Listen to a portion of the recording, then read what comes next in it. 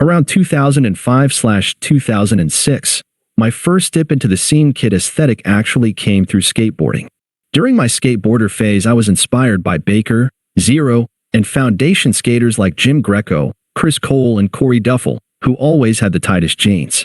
One of my favorite pairs of tight jeans were actually black Corey Duffel session jeans. I also began straightening my hair with my mom's old flat iron. As I slowly lost interest in skateboarding, mainly due to some gnarly injuries, my search for skin-tight jeans brought me from Zoomies to Hot Topic. My scene journey really began with music. In 2005, I made the transition from traditional metal to the cohort of metalcore now called the new wave of American heavy metal.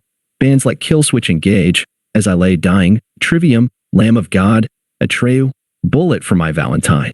Although they're actually Welsh, and Waking the Fallen era Avenged Sevenfold. But what made me dive headfirst into scenedom was when I discovered Under Oath and Job for a Cowboy.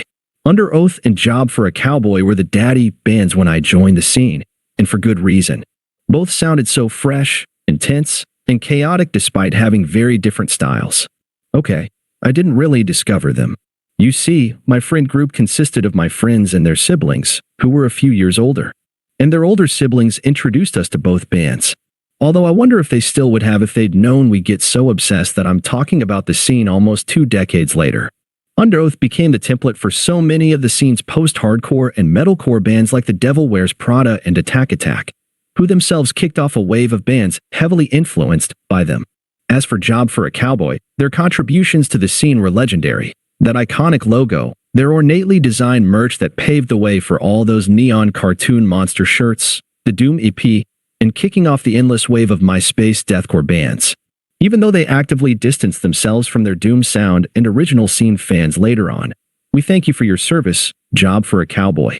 I began wearing scene band tees, swapping my Metallica and Megadeth shirts for Under Oath and Job for a Cowboy. Although I did keep my Slayer shirt, they were simply too iconic to toss. I also wore tight jeans with a button-up white dress shirt over band tees. Sadly, those pictures have been lost to time. Not sure how many scene points I lost for having a white button-up.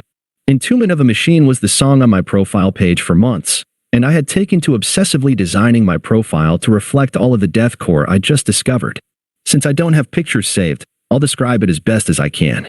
It was mostly black with purple borders and plastered with white band logos from Job for a Cowboy, Whitechapel, Bring Me the Horizon, and Suicide Silence.